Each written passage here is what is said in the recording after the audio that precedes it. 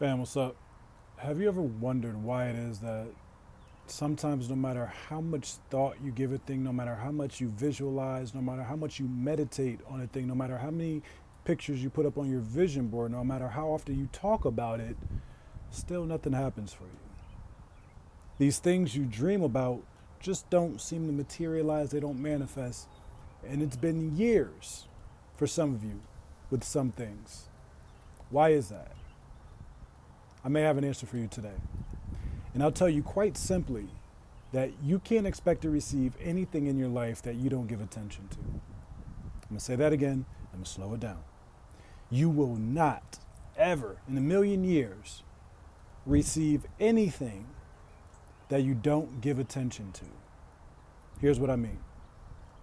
There are some things in this life that, yes, we can just sort of put our order into the universe and it manifests immediately, right? But then there are those things where we ask for it and we're expecting the universe to deliver, but the universe is sitting back like, okay, you said you wanted this thing, now what's next? Instead of you waiting for the universe is waiting on you. God is waiting on you to see you step, right? You're sitting there like, okay, God, when you show me what to do, I'll go. And God is like, no, when you go, I'll show you what to do. If we could get over that hurdle and begin to give attention to these things that we ask for, we'll receive so much more, right? Because it's not only in the asking that we receive. Yes, the Bible says, ask and you shall receive, seek and you'll find, knock and the door be open. It also says that faith without works is dead. So let's just put all this together right fast. You ask, seek, knock, right? I'm going to break that down in a different video another time about all of that. But the fact of the matter is asking, that can be somewhat passive. But then you have the seeking and the knocking. Those are active endeavors moving toward an answer. Then, of course, faith without works is dead. You can say you believe a thing, you can say you desire a thing, but unless you actually have boots on the ground and you're creating in time and space, you can't expect that thing to materialize or manifest. It's easy math. Don't forget the formula that we went over a couple videos ago. Do you remember it? Imagination plus attention times intention equals your creation. I would like to add over time, right? Imagination plus attention times intention over time. Because although the moment we conceive of it in our imagination, it's already created. It's a done deal. Like again, God said, let there be light, and there was light. The moment you say let there be, it's already done. However, for us, living in this 3D space-time matrix simulation reality, we have the element of time, which is just time is almost the spiritual manifestation of space. Space is a physical representation of time. They're literally one and the same. I'll break it down to you another time, but just think about that, right? We need time in this 3D reality.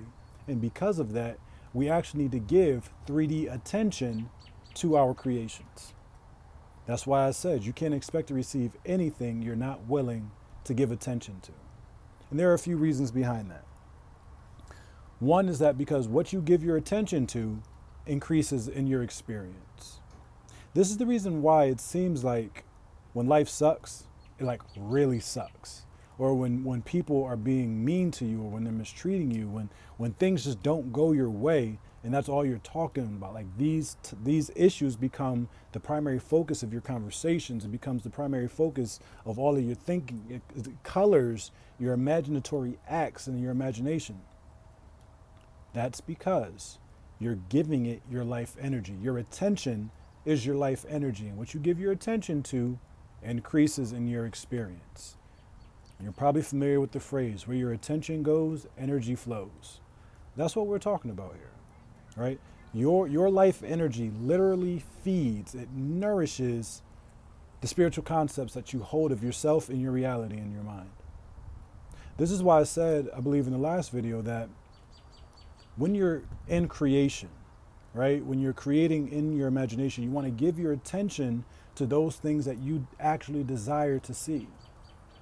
When we're getting clear on what it is we desire, we know very easily what we don't want. And there's a slight tension there. There's a little bit of a paradox there between the schools of thought that say don't focus on what you want, or the school of thought that says, yeah, identify what you don't want so you know not to go get it. Fact of the matter is this: whether you're putting all your attention on the positive aspects, or you're putting some on the anti-vision, right? You need to apply your attention to your creations. That's really the only way it's going to receive the energy necessary in order to grow. Another reason this attention is so paramount is because this is what separates those who are good from those who are great. And it's not just paying attention, right? Notice the language of currency, paying attention. Sometimes you pay with time, sometimes you pay with money, sometimes you pay with your health. Other times you pay with your attention. How keen are you on the details? How much of a thing are you actually aware of what's happening, right? How much time and effort have you actually put into growing what it is that you're working on?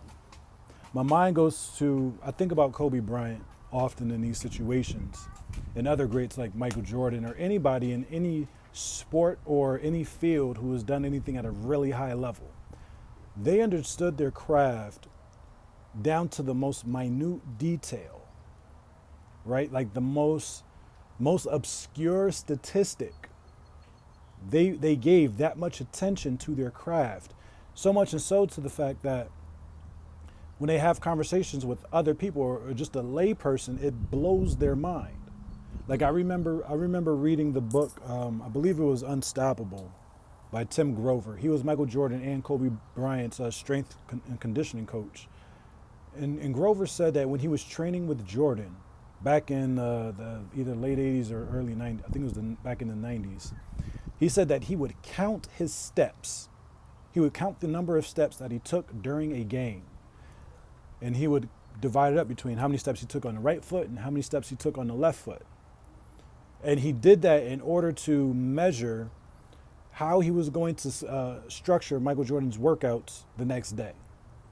He's like, okay, you took 27% more steps with your right foot than your left, so we're going to do this with your regimen. And when I read that, I'm like, yo, and now mind you, I have my degree from college in exercise science. And it's that right there, right? That detail, that attention to detail right there, that shows that there's a whole nother level to this thing. Like there are whole levels above where we currently are. Now, if I wanted to go to the highest levels of strength and conditioning, could I do that? Of course. Could you do that? Most definitely. It all comes down to what you're willing to apply your attention to. Because I'm sure Tim Grover, when he got into the game, he didn't start out that way. You only get there through developing, through time in the work, right? Giving your attention to it. And as you give more attention to it, it grows in your life and you see more things. You see more details. You begin to see and understand things that other people just cannot begin to comprehend. The next thing is that you don't have to do everything, but you have to do something. Right? I want us, especially in the spiritual community, when we talk about manifestation, when we talk about creating from the workshop of the mind, right? Using the power of thought. When we have these conversations, I want to move away from this idea that all you have to do is think about it and then leave it in the hands of God. Like, yes, that's true, and it misses the entire boat. It reminds me of that story of the guy who's just out floating in the ocean, and a boat comes by, and the guy says, hey, do you want to get in this boat? And the guy says, no, I'm going to stay here. God's going to save me. Boat leaves. Another boat comes. Says, hey, do you want to get in the boat? Like, I'm headed to shore. And the guy says, no, God is going to save me. The guy dies, get to heaven. He says, God, how come you never saved me? And God says, well, silly, I sent you two boats, right? So yes, we can be waiting on God. We can be waiting on spirit. We can be waiting for inspiration. We can be doing all this waiting. And in the midst of the waiting, nothing is being accomplished, right? It's in that waiting that we are receiving instructions. It's in that waiting that we receive directions, if we're paying attention. Otherwise, we'll constantly be creating in our imagination and just sitting in life with like this, with just this pile of non-manifestations. And we'll say, oh, it doesn't really work, or this is broke, or I'm bad, or any other story that we can create. The fact of the matter is, manifestation and creation is a co-creative act between you and the source, between you, your higher self, between you and the spirit, however you want to define it. You are the missing piece, because God always does its part. God never fails. God is perfect. And if something is off, if a manifestation doesn't come to fruition in the right way, it wasn't God that messed up. Not saying you're a problem. However, just like, you get down in the kitchen, if the dish doesn't come out the right way, you got to go back to the recipe. How many eggs did you put in? Did you have enough baking powder? Right? Did you add too much water? Did you have enough milk? Did you forget the butter? Never forget the butter. But this is what it takes. You don't have to do everything, but you must do something, right? Go to work on the places in your life where there is energy. Put in the work, put in the time, put in the effort in those places where it feels easier, right? Put in the work where your flow is. That's where you want to put your effort in. Otherwise, it's going to feel hard. It's going to feel strenuous. You're going to get tired. You're not going to want to do it. You're going to have this downward spiral. But if you apply yourself in those areas where it feels easy, if you give yourself over to those endeavors, those projects that feel effortless, but you don't mind sweating over them for a couple of hours, that's when you're going to see massive results. That's when you're going to see massive transformation. And that's when your life begins to turn around and instant manifestations are literally occurring every day. Because yes, you don't have to do everything, but you must do something. And God is more powerful than you. God doesn't need you, but God wants you to be a part of what it is you're creating. So don't be lazy, y'all. Think well, but get up and move.